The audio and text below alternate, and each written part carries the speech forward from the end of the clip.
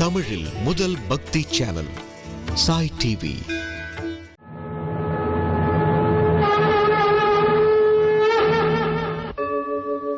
यदा यदा हि धर्मस्य ग्लानिर्भवति भारत अभ्युत्थानम् अधर्मस्य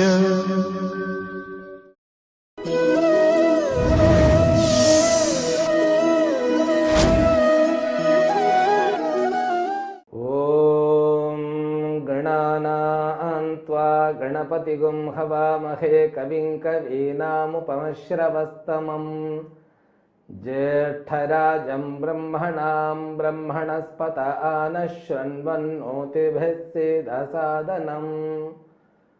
ॐ श्री महागणाधिपतये नमो नमः।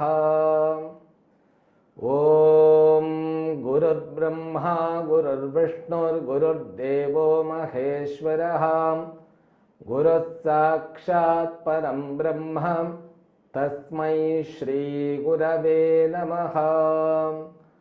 ॐ प्रपन्नपारिजाताय तोत्रवेत्रैकपाणये ज्ञानमुद्राय कृष्णाय गीतामृतदुहे नमः।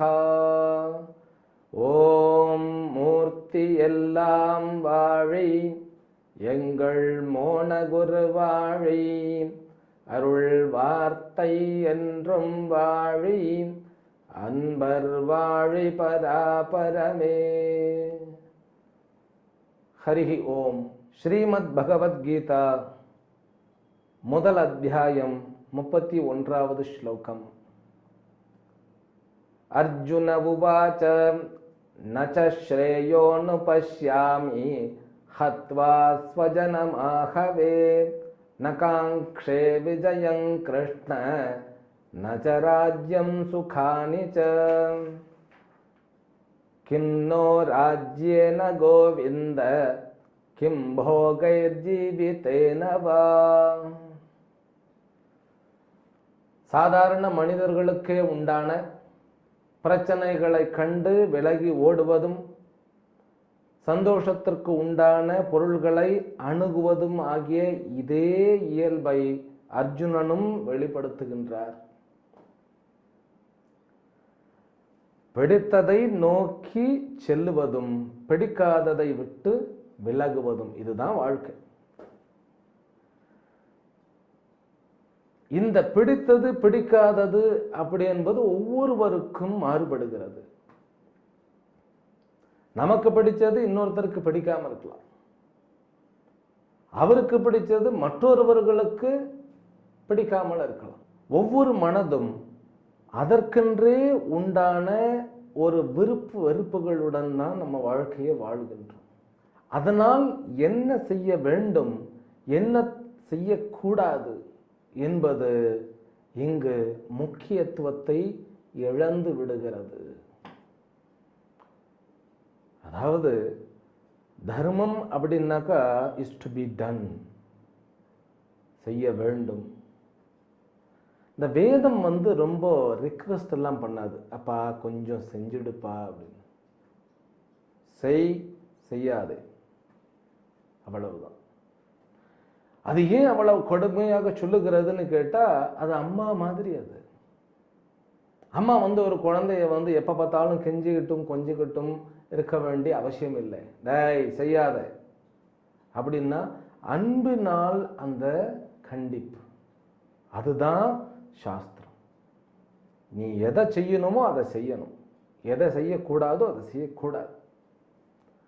அப்போ தர்மம் ஒரு விஷயத்தை விதிக்கிறது. இதை இப்படித்தான் பண்ணணும், இப்படி பண்ணக்கூடாது. ஏன் அது சொல்லுகிறதுன்னு கேட்டா, இதை இப்படி பண்ணினாதான் அது உனக்கு நன்மையாக முடியும். நீ இதை பண்ணினே அப்படின்னாக்கா இது உனக்கு தீமையாக முடியும். சில விஷயங்களை செய்தால் நன்மையாக முடியும், சில விஷயங்கள் உனக்கு தீமையாக அமையும். அதனால் நீ செய்யக்கூடாது. அடுத்த உயிர்களுக்கு தீங்கு இழைக்க கூடாது, ஏனென்றால் அது உனக்கு தீங்காக முடியும். அதனால அது ரொம்ப ஸ்ட்ரிக்டா இருக்க வேண்டிய அவசியம் உண்டு. அதே போல ஒரு ராஜாவுக்கு உண்டான அந்த காலத்துல ஒரு அரசனுக்கு உண்டான அந்த சட்டத்திட்டம் என்ன என்றால் நாட்டு மக்களையும் தர்மத்தையும் காப்பது. இப்ப இவர் போர்க்களத்தில் நின்று கொண்டு தன்னுடைய விருப்பு வெறுப்பு, தன்னுடைய மயங்கிய புத்தியை கொண்டு, அந்த மயங்கிய புத்தி பொழுது போர் வேண்டாம்னு சொன்ன உடனே விலகி ஓட நினைப்பது தவறு. ஏனென்றால் தர்மத்தை நிலைநாட்டுவது ஒரு அரசனுடைய கடமை. மக்களை, பிரஜைகளை, நல்லோர்களை காப்பாற்றுவது ஒரு அரசனுடைய கடமை. அந்த இடத்தில் அந்த கடமையை விட்டு ஓட நினைப்பது, புற முதுகு காண்பிக்க நினைப்பது ஒரு அரசனுக்கு அழகும் அல்ல, அது தர்மமும் அல்ல. அதைத்தான் இவர் ஒரு பெரிய மிஸ்டேக்னு நான் சொன்னேன் இல்லையா, பெரிய தவறு. இதை சம்ஸ்கிருதத்துல ஸ்வதர்ம தியாகா பரதர்ம பிரவேசா, தன்னுடைய தர்மத்தை விட்டு விலகி ஓடி அடுத்தவர்களுடைய, அதாவது ஆன்மீகத்தை நாடி தன்னுடைய சாதனையில் ஈடுபட்டிருக்கக்கூடிய அப்படிப்பட்ட நபர்களினுடைய தர்மத்தில், அதாவது சந்நியாசிகளினுடைய தர்மத்தில் நுழைய நினைப்பது தவறு. ஏனென்றால் இவருக்கு இன்னும் பக்குவம் கிடையாது. யாரும் சந்நியாசம் என்பதையோ ஆன்மீகம் என்பதையோ இன்னார்தான் அதை செய்ய வேண்டும் என்பது சொல்லப்படவே இல்லை. அதே மாதிரி உங்களை யாரையும் பிடித்து தள்ளவும் இல்லை. ஆன்மீகம் என்பது தனி மனிதனுடைய வளர்ச்சி. அது இல்லறத்திலேயே நடைபெற வேண்டும் அப்படிங்கிறது தான் நம்ம சாஸ்திரத்தினுடைய குறிக்கோள். ஒரு மலர் அது மலர்ந்தது என்றால் அது தன்னளவில் எவ்வளவு மலர முடியுமோ அவ்வளவு அது மலர்ந்து விடும். எங்கேயோ ஆட்கள் இல்லாத இமயமலையில் இருக்கக்கூடிய மலர்களும் யாருக்காகவும் மலராமல் தன்னளவில் அது முழுமை பெற்று மலர்ந்து தன்னுடைய வாழ்க்கையை முடிக்கின்றது. மனிதர்கள் அப்படி அல்ல. மனிதனுடைய வாழ்க்கை என்பது முழுவதுமாக மலர்ச்சி அடைய வேண்டும். அது ஏனோ தடைப்படுகிறது. அது ஏன் தடைப்படுகிறது என்றால் இந்த செய்ய வேண்டிய செய்யக்கூடாத விஷயங்களை புரிந்து கொள்ளாமைதான். அதனால இப்ப அர்ஜுனனுக்கு குழம்பிய மனதில் அவன் முடிவெடுத்தது தப்பு. முதல்ல நமக்கு ஏன் குழப்பம் வருகிறது அப்படின்னா, பிரச்சனைகளின் காரணத்தினால் குழப்பம் வருகிறது. பிரச்சனைகள் எப்படி வருகின்றன என்றால் 3 வகையில் வருகின்றன நம்ம பார்த்தோம். எந்த விதத்தில் பிரச்சனையானது நம்மை அணுகுகிறது என்றால் அந்த வகையில் நாம் அதற்கு முயற்சி மேற்கொண்டு அதை சரி பண்ணலாம் இல்லையா? அதைத்தான் இங்க இவர் சொல்லுகின்றார். எப்படி அப்படின்னா, முதல்ல பிரச்சனை என்பது 3 விதத்தில். முதலில் தன்னிடத்திலிருந்தே வரக்கூடிய பிரச்சனை. தன்னிடத்திலிருந்தே வரக்கூடிய பிரச்சனை எப்படி இருக்கும் அப்படின்னா, தன்னுடைய ஒரு விழாவுக்கு போக வேண்டும், அடுத்த நாள் காலையில் ஒரு விழா இருக்கின்றது, அல்லது ஒரு மீட்டிங்க்கு போகணும், அல்லது ஒரு பெரிய பிசினஸ் டீலிங் இருக்கிறது, அதுக்கு போகணும். அப்போ அந்த திருமண விழாவாகட்டும் அல்லது மற்ற எந்த ஒரு நிகழ்வாகட்டும், அதற்கு காலையில் எழுந்து நான் தயாராகி போகணும். காலையில் நம்ம எழும்போது நம்முடைய வயிறு சரியில்லாமல் அல்லது உடல்நிலையில் வேறு ஏதோ கோளாறு, அதன் காரணமாக ஆரோக்கிய குறைவு. இப்போ இது ஒரு பிரச்சனை. இந்த பிரச்சனை எங்கிருந்து வந்தது அப்படின்னாக்கா என்னுடைய சரீரத்திலிருந்து வந்தது. சரி, இந்த பிரச்சனை இந்த சரீரத்திலிருந்து வந்ததினால் என்னால் இப்போ போக முடியல. உடல்ல பிரச்சனை இல்லைன்னாலும் கூட பரவாயில்ல, சம்டைம்ஸ் மூடு போயிடும். மூடு போயிடும்னா என்ன அர்த்தம்? என்னுடைய இந்த இன்ட்ரெஸ்ட் போயிடும். அந்த விஷயங்கள், இப்போ ஒரு திருமணத்துக்கு போகணும்னா அங்கு யாராவது பிடிக்காதவர்கள் வந்துட்டாங்கன்னு தெரிஞ்ச உடனே இன்ட்ரெஸ்ட் போயிடும். அதற்கென்று அந்த மனோபாவனை போயிடும். போச்சா? அப்போ மனதில் ஏதாவது பிரச்சனையோ அல்லது உடலில் ஏதாவது பிரச்சனையோ இருந்தால் அது ஆத்தியாத்மிக பிரச்சனைன்னு சொல்றோம். ஆத்தியாத்மிக பிரச்சனை. அப்புறம் இரண்டாவது என்ன அப்படின்னு பார்த்தோம்னா, சக மனிதர்கள். நம்ம திருமணத்துக்கு கிளம்பிட்டு இருப்போம். கரெக்டாக அந்த நேரம் பார்த்து யாராவது விருந்தினர்கள் வந்து விடுவார்கள். அவர்களை நம்ம மறுக்கவும் முடியாது. நம்ம விஷயத்தை அவர்களை உட்கார வச்சுட்டு நம்ம உடனே ஃபங்க்ஷனுக்கு கிளம்பவும் முடியாது. அப்படிங்கும் பொழுது அது பிரச்சனை இல்லை, ஆனாலும் ஒரு தடையாக அமைகிறது. அந்த தடைகளுக்கு ஆதி பௌத்திகம். நான் நல்ல விதத்தில் எக்ஸாம்பிள் சொல்றேன். அதே அடுத்தவர்கள் நமக்கு கெடுதி நினைக்க வேண்டும் என்று நமக்கு தடைகள் கொடுத்தாலும் அதுவும் இந்த வகையில தான் சார் ஆதி பௌத்திகம் அப்படின்னு. இந்த மூன்றாவது இருக்கு இல்லையா, அது இந்த சுனாமி, இயற்கையின் சீற்றங்கள், பூகம்பம், அதீதமான மழை அல்லது வறட்சி, நிலநடுக்கம், இப்படி பல்வேறு விதமாக மனிதனுடைய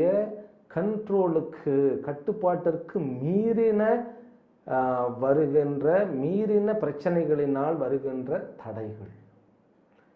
இப்ப அர்ஜுனனுக்கு வந்தது தன்னுடைய சரீரம், மனம், புத்தியிலிருந்து வந்த தடைகள் என்று அவன் உணர தவறும் பொழுதுதான் இந்த பிரச்சனை வருகிறது. இந்த பிரச்சனை நம்ம அத்தனை பேருக்குமே இருக்கிறது.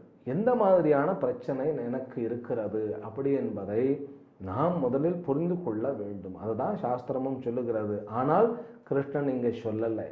ஏனென்றால் அர்ஜுனன் தனக்கு பிரச்சனை இருக்கின்றது என்று முழுமையாக ஏற்றுக்கொள்ளலை. அது ஏன் தடுக்கப்படுகிறதுன்னு கேட்டா, அதை அக்செப்ட் பண்ணிக்கிறதுக்கு ஈகோ இடம் கொடுக்கவில்லை. மாவீரன் இல்லையா, எனக்கு பயமாக இருக்கிறது அப்படின்னு சொல்லணுமே, சொல்ல முடியாது இல்லையா. அதனாலதான் அவர் வேற வேற வேற விஷயங்களில் இதற்கு காரணத்தை எடுத்து காட்டி, நம்ம சிம்பிளா சொல்லணும்னா சாக்கு போக்கு சொல்லுகிறார். நம்ம சொல்லலையா, சீச்சி இந்த பழம் புளிக்கும் அப்படின்னு சொல்லலையா. ஏதாவது ஒரு விஷயத்துக்கு நம்ம முயற்சி பண்ணி அது நமக்கு கிடைக்கலன்னாக்கா, முயற்சி பண்ணின தகுதி பத்தலை, அதனால எனக்கு கிடைக்கலன்னு சொல்லி ஒத்துக்கொள்ளாமல் அது சரியில்லைப்பா அப்படின்னு சொல்லிட்டு. ஆனால் இந்த அர்ஜுனன் தனக்கு இருக்கிற குறையை மறைப்பதற்காக அவன் காரணம் சொல்ல வேண்டும் என்று சாஸ்திரத்தினால் சொல்லப்பட்ட காரணத்தையே சொல்றார். சாஸ்திரத்தினுடைய விளக்கங்களை எடுத்து சொல்றார். என்ன சொல்றாருனாக்கா, ஞானி மாதிரி பேச ஆரம்பிச்சார். இந்த ராஜ்யங்கள் எல்லாம் என்னத்தை கொடுக்க போகிறது, இந்த போகங்கள் எல்லாம் என்னத்தை கொடுக்க போகிறது, எல்லாமே அநித்தியம்தானே. அதுதான் நம்ம வாழ்க்கையில நிறைய பேர்கிட்ட பார்க்கிறோம். இந்த வேதாந்தம் அப்படிங்கிறத நிறைய பேர் தவறாக அதை பிரயோகப்படுத்துகிறார்கள். மாயா என்கின்ற வார்த்தை நமக்கு தெரிந்திருக்கும், எங்கேயாவது கேட்டிருப்போம் இந்த மாயா என்கின்ற வார்த்தை. இந்த மாயா என்கின்ற வார்த்தையை எப்படி பிரயோகப்படுத்தப்படுகிறதுன்னு கேட்டா, இந்த உலகத்தை குறை சொல்வதற்காக, இந்த உலகத்தை அதாவது நிந்திப்பதற்காகத்தான் இந்த வார்த்தையானது பயன்படுத்தப்படுகிறது. ஒருவர் என்கிட்ட சொன்னார், அவருடைய குழந்தை கூட்டிக் கொண்டு நீங்க ஆசீர்வாதம் பண்ணுங்க அப்படின்னார். இப்ப ஆசீர்வாதம் பண்ணுகிறேன் அப்படின்னாக்கா, நான் ஆசீர்வாதம் பண்ணுகின்ற அளவுக்கு பெரியவன் ஆகிவிட்டேன்னு சொல்லி அந்த அகந்தை இருந்தால் ஆசீர்வாதம் பண்ணினாலும் அது பிரயோஜனமாக. ஆசீர்வாதம் பண்றது அப்படிங்கிறது என்னன்னு கேட்டா, இறைவனுடைய பக்தனாக இருந்து கொண்டு அந்த இறைவன் கிட்ட நம்ம பிரார்த்தனை பண்ணணும். அம்பாளே, சுவாமியே, இந்த குழந்தைக்கு தீர்க்க ஆயுளையும் நல்ல படிப்பையும் வாழ்வாங்கு வாழக்கூடிய அந்த சக்தியையும் கொடுப்பாயாக, அப்படி சொல்லணும் இல்லையா. அவர் சொன்னார், என்ன சமாச்சாரம்னு கேட்ட உடனே, குழந்தைக்கு பர்த்டே, நீங்க தான் அதெல்லாம் ஏற்றுக்க மாட்டேன், எல்லாம் மாயேன்னு சொல்லுவீங்க அப்படிங்கிற. நான் சொன்னேன், நான் என்றைக்கு அந்த மாதிரி நான் சொல்லியிருக்கேன்? இல்லை இல்லை, அப்படித்தானே எல்லாம் பேசிப்பாங்க அப்படின்னார். இது அவருடைய தவறு இல்லை, இது நாம் புரிந்து கொள்வதில் உண்டான தவறு. மாயா என்பது இந்த உலகம் பொய் என்று சொல்லுவதற்காக உருவாக்கப்பட்ட ஒரு வார்த்தை இல்லை. இந்த மாயா என்பது இவர் ஏதோ நிலையானவர் அப்படிங்கிற மாதிரியும், இந்த உலகம் மாயை என்பது போலவும் தன்னுடைய குறைகளை மறைப்பதற்காக, இந்த உலகத்தை திட்டுவதற்காக பயன்படுத்தக்கூடிய வார்த்தையாக அது போயிடுச்சு. மாயா என்பது வேதாந்தத்தில் பாடங்களுக்கு இடையில் பயன்படுத்தப்பட்ட ஒரு வார்த்தை. அந்த வார்த்தையை சாதாரணமான வாழ்க்கையில் பயன்படுத்தக்கூடாது. ஏனென்றால் வேதாந்தம் சொல்லுவது அந்த அர்த்தத்தில் அல்ல. வேதாந்தத்தினுடைய உண்மையான அர்த்தம் என்ன தெரியுமா? வேதாந்தத்தினுடைய உண்மையான அர்த்தம் இருப்பது அனைத்தும் இறைவனே. ஈஷா வாஸ்யம் இதம் சர்வம் சர்வம் கல்விதம் பிரம்ம. இருப்பது அத்தனையும் இறைவன். எது? அனைத்து நாம ரூபங்களாக. அதைத்தானே தாய்மானவரும் சொன்னார். அங்கெங்கெனாதபடி எங்கும் பிரகாசமாய் ஆனந்த பூர்த்தியாகி அருளோடு நிறைந்தது தன்னருள் வெளிக்குள்ளே அகிலாண்ட கோட்டியெல்லாம் தங்கும் படிக்கு இச்சை வைத்தது எது அப்படின்னு கேட்கிறார். அப்ப பார்க்கும் இடம் எங்கும் ஒரு நீக்கமர நிறைந்துள்ள பரிபூரண ஆனந்தமே அப்படிங்கிறார். இந்த உலகம் என்பது இறைவனே உலகம்.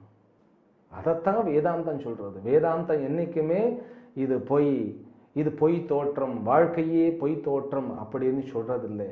பாடத்திற்கு இடையில் சில விஷயங்களை புரிய வைப்பதற்காக இந்த உலகம் உண்மையானது, இது இறைவன்தான். ஆனால் இந்த உலகத்தை பற்றின உன்னுடைய அபிப்பிராயம் அது ஒரு தனி உலகமாக நீ உருவாக்கி வைத்திருக்கின்றாய், அது நிலையானது அல்ல.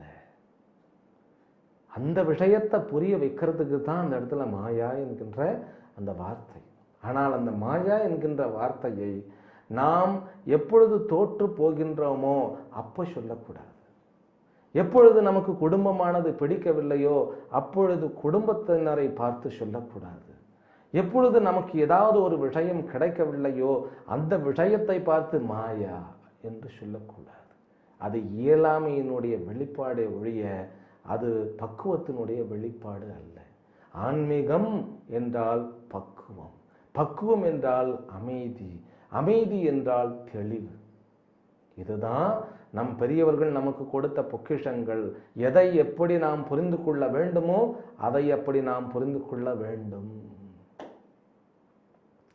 அதுதான் இந்த அர்ஜுனன் செய்கின்ற தவறும் கூட. அர்ஜுனன் என்ன சொல்லுகிறார்னு கேட்டா, இந்த ராஜ்யமெல்லாம் என்னத்தை கொடுக்க போறது, இதனால் வரக்கூடிய சந்தோஷம்லாம் எத்தனை நாளைக்கு நிலைக்க போறதுன்னு இந்த இடத்தில் பேசுவது தவறு. ஏனென்றால் இவர் நான் போரிட மாட்டேன் என்று சொல்லுவதற்காக அப்படியே காரணங்களை அடுக்குகின்றார்.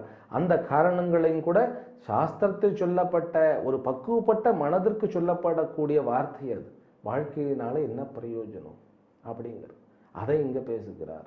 ஏஷாம் அர்த்தே காங்கிதம் நஹ ராஜ்யம் போகா சுகானிச்ச. அடுத்த ஸ்லோகம் அதை படிச்சுடுவோம். ஏஷாம் அர்த்தே காங்கிதம் நஹ ராஜ்யம் போகா சுகானிச்ச தயிமேவ ஸ்திதா யுத்தே பிராணான் த்யக்த்வா தனானிச்ச. இப்ப இன்னொரு காரணம் சொல்றாரு. அதாவது உணர்ச்சி பூர்வமாக உணர்வுமயமான சில விஷயங்களை கொண்டு வந்து சொல்றார். அவர் சொல்றதுலேயும் வாஸ்தவம் இருக்கிறது. ஆனால் அது எந்த இடத்தில் இவர் அதை அப்ளை பண்றாருங்கிறது தான் விஷயம் இருக்கிறது. இவர் சொல்லுகிறார், இவர்கள் எல்லாம் இங்க நிற்கிறார்கள் இல்லையா, இவர்களுக்காகத்தானே ஒரு காலத்துல நான் வெற்றியெல்லாம் அடைந்து அந்த பேரையும் புகழையும் செல்வங்களையும் நான் கொண்டு வரும் பொழுது இவர்களெல்லாம் வந்து சந்தோஷமடைகிறத பார்த்து அதில் நான் வளர்ந்திருக்கின்றேன். இவர்களுக்காக தான் போருக்கு போனேன். அப்போ என்னுடையவர்கள் அப்படின்னு சொல்லி இவர்களுக்காக நான் போருக்கு போய் வெற்றியை கொண்டு வந்தேன். அவர்களே இங்கு நினைக்கும் பொழுது, அதாவது இங்கு நிற்கும் பொழுது நான் யாருக்காக போரிட வேண்டும் அப்படின்னு உடனே மீண்டும் அவர்கள் யார் யார் அப்படின்னு இவனே ஒரு தடவை திருப்பி சொல்லுகின்றார் நம்ம அர்ஜுனன். ஆச்சார்ய பிதரః புத்ராஹ ததைவ ச பிதாமகாஹ மாதுலா ஸ்வசுராः பௌத்ராஹ ஷாலா சம்பந்தினஸ்ததா. கடந்த ஸ்லோகங்களில் சொன்ன அதையே சொல்றார். ஆச்சாரியர்கள், தந்தைமார்கள், மகன்மார்கள், அதே போல பாட்டன்மார்கள், மாமன்மார்கள், பிறகு மாமனார் வழி வந்தவர்கள், பேரன்மார்கள், மைத்துனர்கள், இன்னும் பல சொந்தக்காரர்கள் அப்படின்னு சொல்லிட்டு டக்குன்னு ஒரு முடிவை எடுத்து சொல்லிடுறார். ஏதான் நஹந்துமிச்சாமி கணதோபி மதுசூதன அபி த்ரைலோக்கிய ராஜ்யஸ்ய ஹேதோ கின்னு மஹீக்ருதே. இவர்களை நான் கொல்ல மாட்டேன் முடிவெடுத்தாச்சு. அது மட்டுமல்ல, நான் கொல்லப்படினும் இவர்களை நான் கொல்ல மாட்டேன். இது எவ்வளவு அழகாக எடுக்கப்பட்ட முடிவு அப்படின்னு நமக்கு தோணலாம்.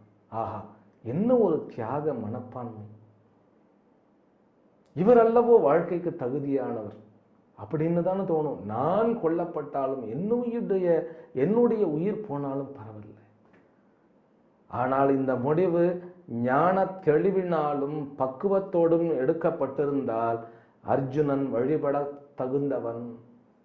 ஆனால் குழப்பத்தினுடைய மேலீட்டினால் தன்னை மறைப்பதற்காக, தன்னுடைய பலகீனங்களை மறைப்பதற்காக, தன்னுடைய இயலாமையை மறைப்பதற்காக எடுக்கப்பட்ட முடிவு இந்த முடிவு. என்னுடைய உறவினர்களை நான் கொல்ல மாட்டேன். அந்த உறவினர்கள்லாம் என்னத்தை பண்ணி இருக்கின்றார்கள்? இவனுக்கு இந்த திரௌபதியினுடைய மானபங்கம் மறந்து விட்டது, சூதாட்டம் மறந்து விட்டது, தன் சகோதரர்களை துன்பம் கொடுத்த அந்த அத்தனை நிகழ்வுகளும் மறந்து விட்டன. மூளை வேலை செய்யலை என்ற அர்த்தம். இன்னும் கூடுறார் அவர். அபி த்ரைலோக்கிய ராஜ்யஸ்ய ஹேதோ கின்னு மஹீக்ருதே. நான் கொல்லப்பட்டினும் நான் கொல்ல மாட்டேன் இவர்களை. அதே போல எனக்கு 3 லோகங்களினுடைய அரசாட்சி கொள்ள மாட்டேன். எப்படிப்பட்ட ஒரு தியாகம் பாருங்களேன்! இந்த பூலோகம் மட்டுமல்ல, இதற்கு மேல இருக்கக்கூடிய பித்ருலோகமும் அதற்கு மேல இருக்கக்கூடிய சொர்க்கலோகமும் அவைகளினுடைய அரசாட்சி பதவி கிடைத்தாலும் அதன் காரணத்துக்காகவும் இவர்களை நான் அழிக்க மாட்டேன் அப்படின்னு சொல்லிட்டார்.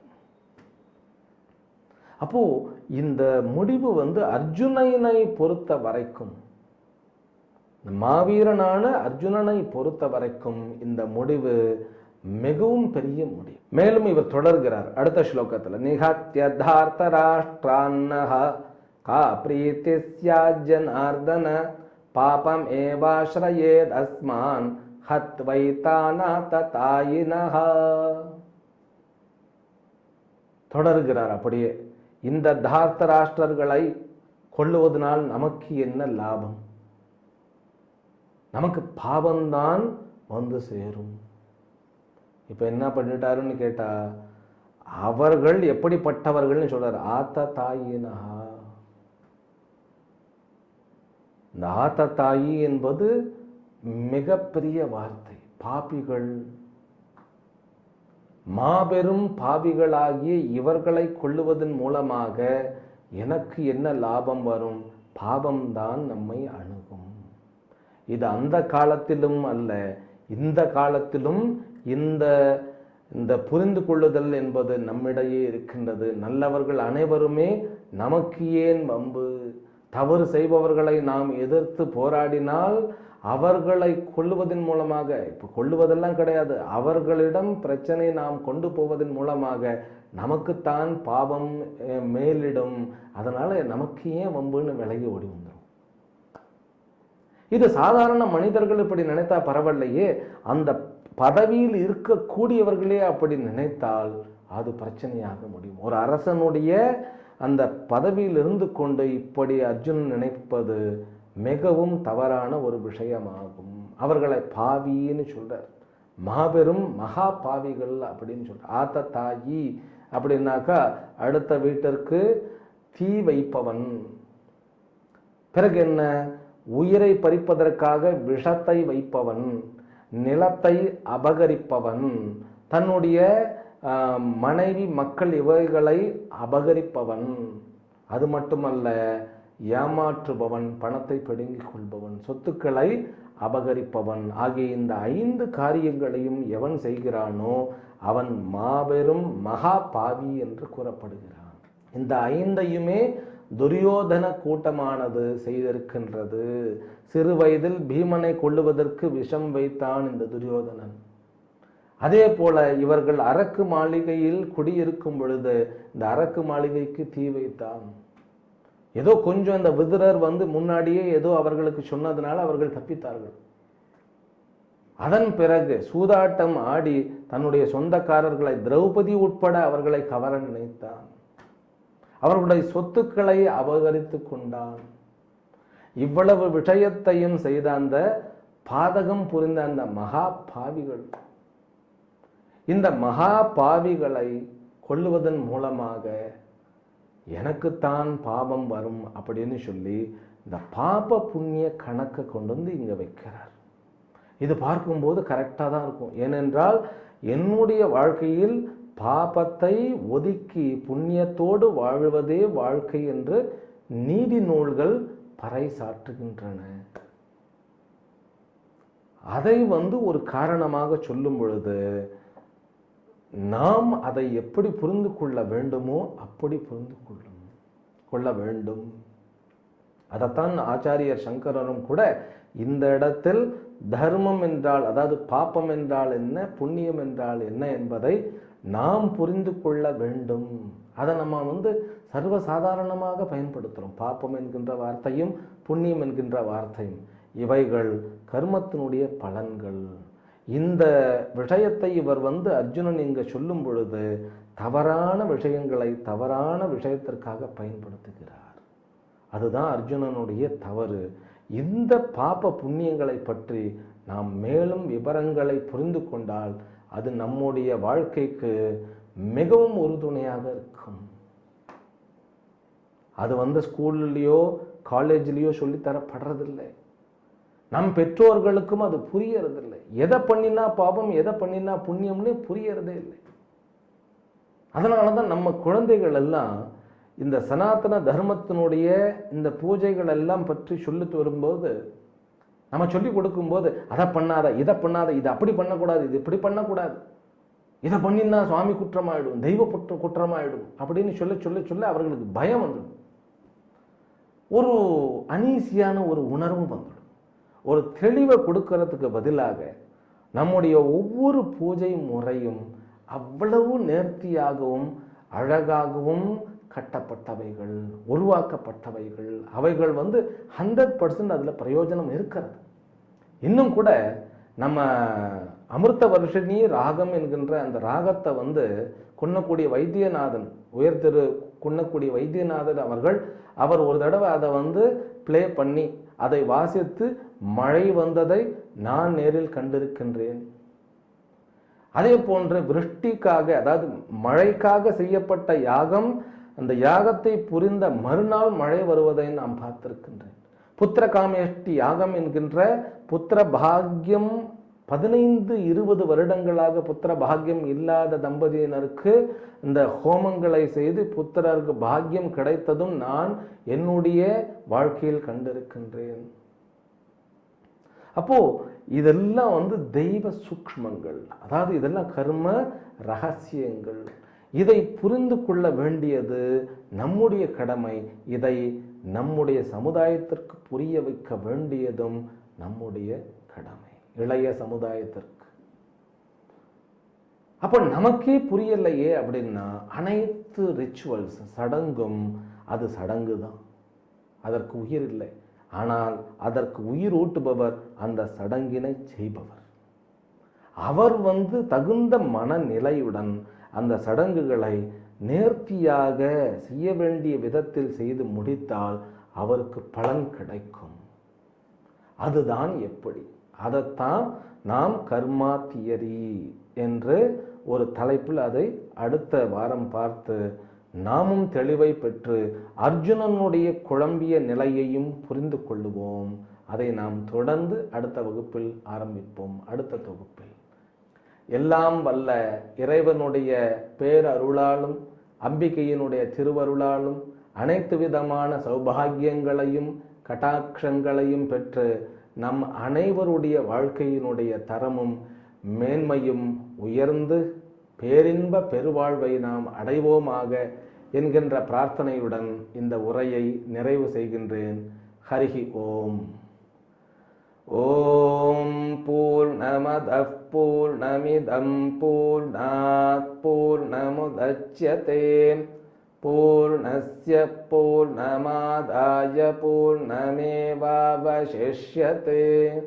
ஓம் சாந்தி சாந்தி சாந்தி. ஹரிஹி ஓம். ஸ்ரீ குருப்யோ நமஹ. ஹரிஹி ஓம்.